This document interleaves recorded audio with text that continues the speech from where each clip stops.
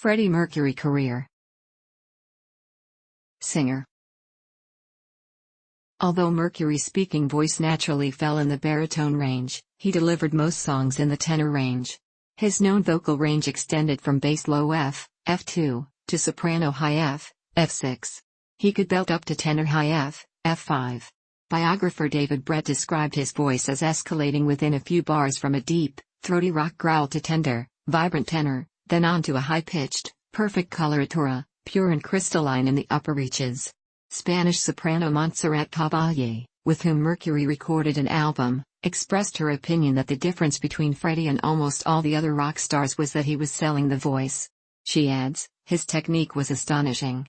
No problem of tempo, he sang with an incisive sense of rhythm, his vocal placement was very good and he was able to glide effortlessly from a register to another. He also had a great musicality. His phrasing was subtle, delicate and sweet or energetic and slamming. He was able to find the right coloring or expressive nuance for each word. The Who lead singer Roger Daltrey called Mercury the best virtuoso rock and roll singer of all time. He could sing anything in any style. He could change his style from line to line and, God, that's an art. And he was brilliant at it. A research team undertook a study in 2016 to understand the appeal behind Mercury's voice. Led by Professor Christian Herbst, the team identified his notably faster vibrato and use of subharmonics as unique characteristics of Mercury's voice, particularly in comparison to opera singers, and confirmed a vocal range from F2 to G5, just over 3 octaves, but were unable to confirm claims of a 4-octave range. The research team studied vocal samples from 23 commercially available Queen recordings, his solo work, and a series of interviews of the late artist. They also used an endoscopic video camera to study a rock singer brought in to imitate Mercury's singing voice. Songwriter.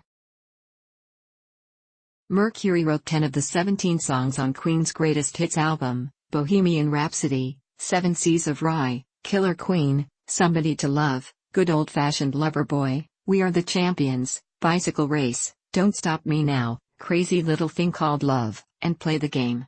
In 2003 Mercury was posthumously inducted into the Songwriters Hall of Fame, and in 2005 he was posthumously awarded an Ivor Novello Award for Outstanding Song Collection from the British Academy of Songwriters, Composers, and Authors.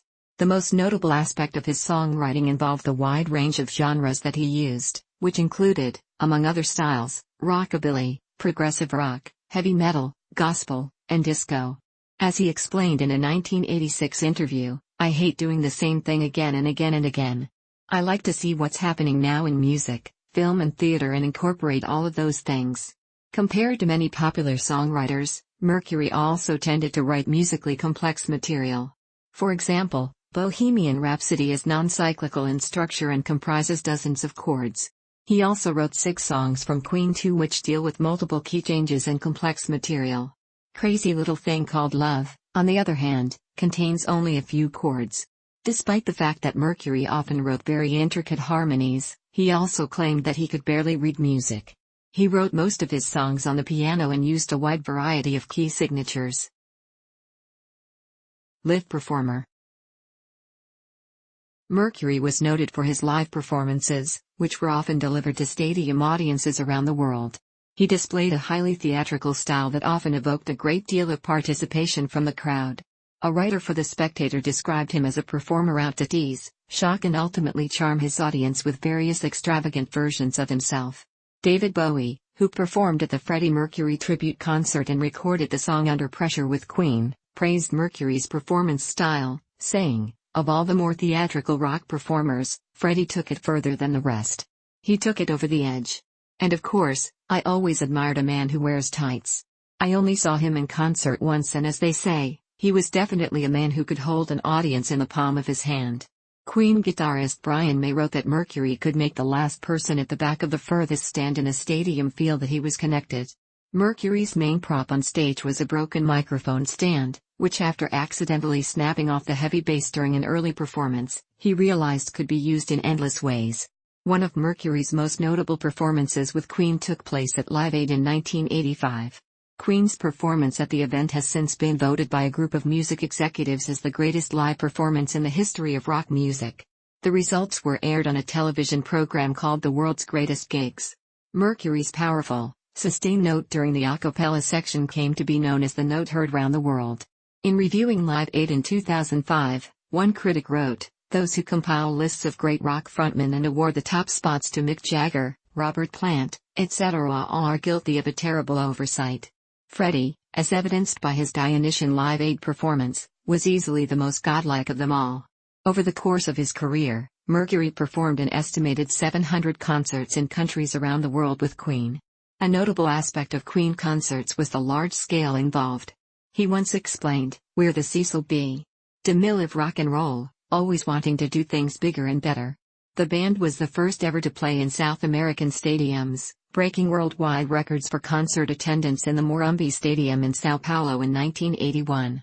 In 1986, Queen also played behind the Iron Curtain when they performed to a crowd of 80,000 in Budapest, in what was one of the biggest rock concerts ever held in Eastern Europe. Mercury's final live performance with Queen took place on August 9, 1986 at Knebworth Park in England and drew an attendance estimated as high as 160,000. With the British national anthem God Save the Queen playing at the end of the concert, Mercury's final act on stage saw him draped in a robe, holding a golden crown aloft, bidding farewell to the crowd. Instrumentalist. As a young boy in India, Mercury received formal piano training up to the age of 9. Later on, while living in London, he learned guitar. Much of the music he liked was guitar-oriented. His favorite artists at the time were The Who, The Beatles, Jimi Hendrix, David Bowie, and Led Zeppelin. He was often self-deprecating about his skills on both instruments and from the early 1980s began extensively using guest keyboardists. Most notably, he enlisted Fred Mandel, a Canadian musician who also worked for Pink Floyd, Elton John, and Supertramp, for his first solo project. From 1982 Mercury collaborated with Morgan Fisher, performed with Queen in concert during the Hot Space leg, and from 1985 onward Mercury collaborated with Mike Moran, in the studio, and Spike Edney, in concert. Mercury played the piano in many of Queen's most popular songs, including Killer Queen, Bohemian Rhapsody, Good Old-Fashioned Lover Boy, We Are the Champions, Somebody to Love, and Don't Stop Me Now. He used concert grand pianos and, occasionally, other keyboard instruments such as the harpsichord. From 1980 onward, he also made frequent use of synthesizers in the studio. Queen guitarist Brian May claims that Mercury was unimpressed with his own abilities at the piano and used the instrument less over time because he wanted to walk around on stage and entertain the audience. Although he wrote many lines for the guitar, Mercury possessed only rudimentary skills on the instrument. Songs like Ogre Battle and Crazy Little Thing Called Love were composed on the guitar. The latter featured Mercury playing rhythm guitar on stage and in the studio. Solo career. In addition to his work with Queen, Mercury put out 2 solo albums and several singles. Although his solo work was not as commercially successful as most Queen albums, the 2 Queen albums and several of the singles debuted in the top 10 of the UK music charts.